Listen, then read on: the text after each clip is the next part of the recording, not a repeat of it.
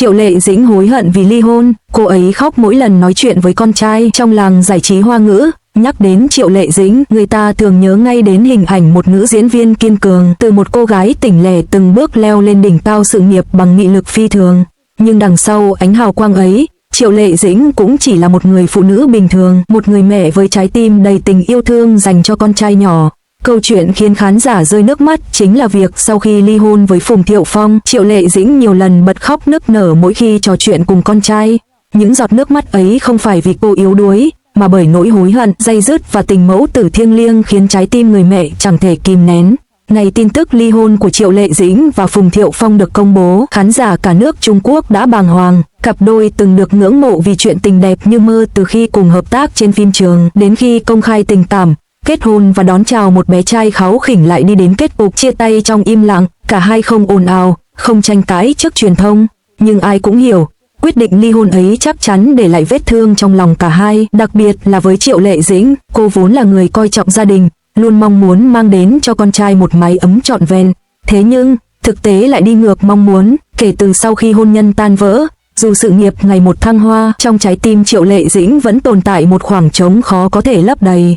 Con trai của Triệu Lệ Dĩnh còn nhỏ, chưa đủ để hiểu hết khái niệm ly hôn, nhưng đủ để nhận ra sự khác biệt trong cuộc sống.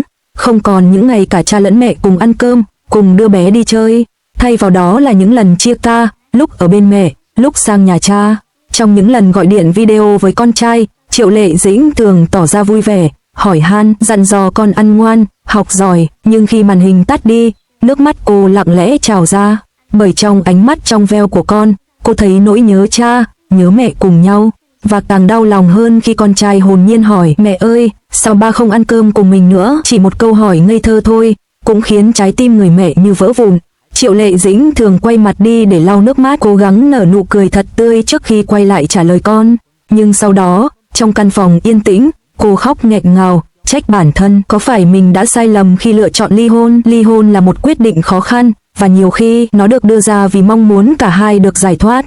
Nhưng chỉ khi nhìn con trai phải lớn lên trong cảnh thiếu vắng sự sum vầy trọn vẹn, Triệu Lệ Dĩnh mới thực sự cảm nhận rõ nỗi đau. Trong một cuộc trò chuyện riêng tư với người bạn thân, cô từng thừa nhận, tôi không hối hận vì đã từng yêu, nhưng tôi day dứt vì đã để con trai phải chịu thiệt thòi.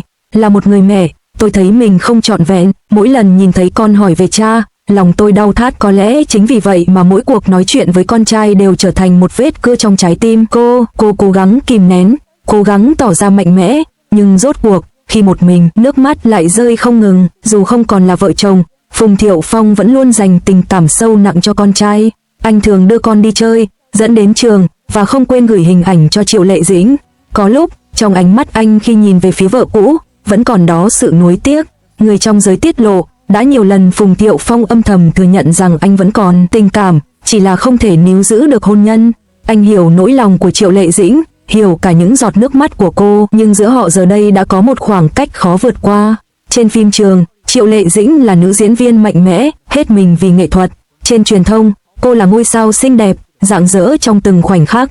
Nhưng sau tất cả, khi cánh cửa phòng đóng lại, cô lại trở về là một người phụ nữ yếu đuối, nhớ con, thương con, và khóc cạn nước mắt vì những thiếu thốn của con.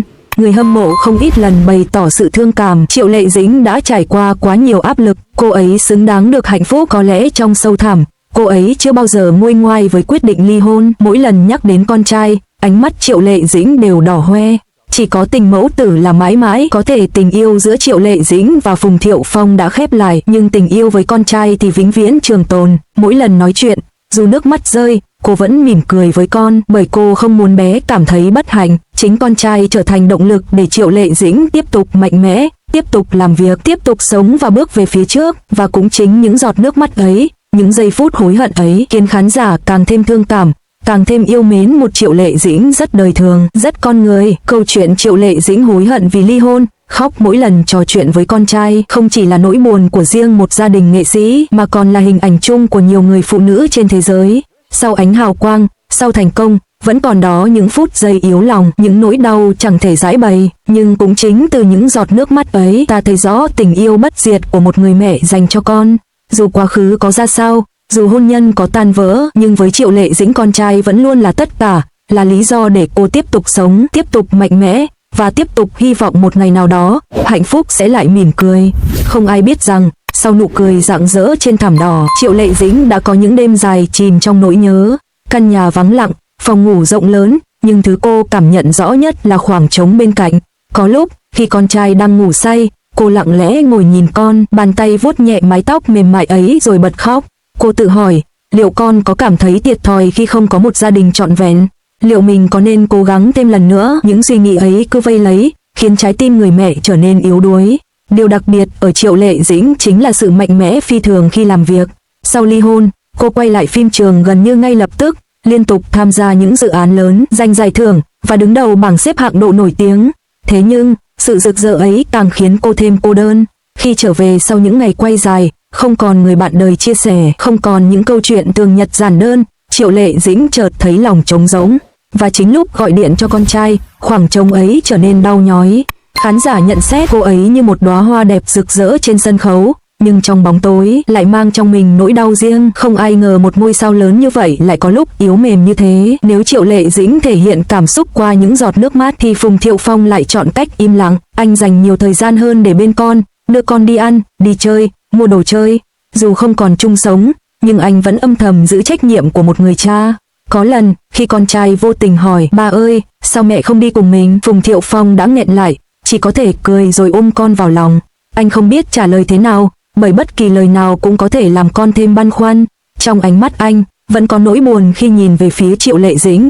Dù không nói ra, nhưng tất cả đều hiểu rằng anh chưa bao giờ ngừng quan tâm đến người phụ nữ ấy.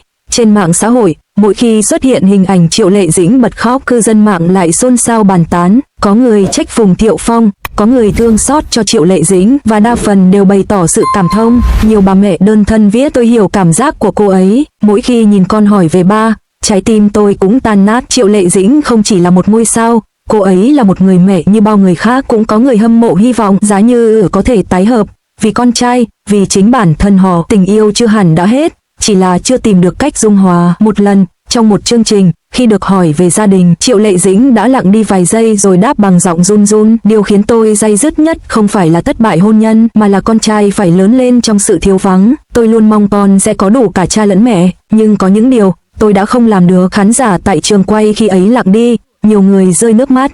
Có lẽ đó là lần hiếm hoi cô thừa nhận sự hối hận một cách công khai. Dù đau khổ, nhưng con trai lại chính là nguồn động lực giúp Triệu Lệ Dĩnh vượt qua. Mỗi khi nghe tiếng cười của con, cô thấy lòng mình nhẹ nhõm hơn. Cô tự nhủ, mình không được gục ngã, vì con cần mình mạnh mẽ. Cũng vì thế, dù lịch trình bận rộn, cô luôn tranh thủ mọi khoảng thời gian để về thăm con, chơi cùng con, đưa con đi dạo. Đó là những giây phút hạnh phúc giản đơn, nhưng đối với Triệu Lệ Dĩnh, đó là tất cả. Trong mắt khán giả, cả Triệu Lệ Dĩnh và Phùng Thiệu Phong đều vẫn dành cho nhau sự tôn trọng. Đặc biệt, dù đã ly hôn, nhưng chưa bao giờ họ chỉ trích nhau trước công chúng. Trái lại, mỗi khi nhắc đến đối phương, cả hai đều giữ thái độ trầm lắng và dịu dàng. Điều này khiến nhiều người tin rằng tình cảm giữa họ chưa bao giờ hoàn toàn mất đi.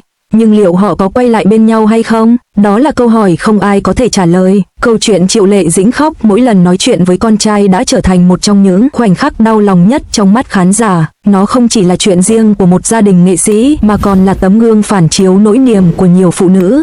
Giọt nước mắt ấy mang theo sự hối hận, tình yêu và cả khát vọng về một mái ấm trọn vẹn. Nó chứng minh rằng, dù cô có là một ngôi sao lớn đến đâu, cuối cùng cô vẫn là một người phụ nữ khao khát hạnh phúc giản đơn. Có thể, thời gian sẽ dần chữa lành, nhưng vết thương trong lòng Triệu Lệ Dĩnh sẽ mãi nhắc nhở cô về bài học hôn nhân. Dẫu vậy, với con trai, cô chưa bao giờ là một người mẹ thất bại, bởi cô đã yêu con bằng tất cả trái tim, đã dành cho con từng giọt nước mắt, từng nụ cười, từng khoảnh khắc, và chính điều đó khiến khán giả tin rằng, dù đã ly hôn, dù có hối hận thì tình yêu của Triệu Lệ Dĩnh dành cho con sẽ mãi mãi không đổi thay.